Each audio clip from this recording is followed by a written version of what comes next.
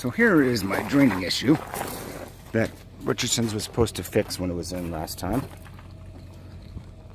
Right now I just drain my tanks. The valves are all open. They are fully open, all three of them. That's the black tank right there. That one's wide open. And then the two gray tanks right here. Right there. If you can see my hand, hard for me to videotape and do this at the same time. Okay. And so all the tanks are wide open. All the valves are wide open. This thing is drip dry. It's been dripping for an hour.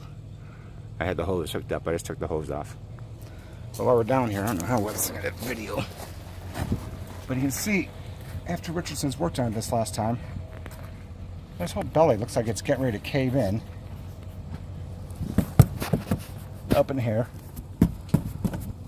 You know, that's a big giant bulge in it. And all over the place. It's just bulging down here after they've worked on it.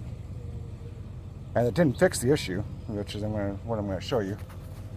Because this thing is drip dry. I think you can agree there's nothing more coming out of that valve. And what I'm going to do is I'm going to close these valves now.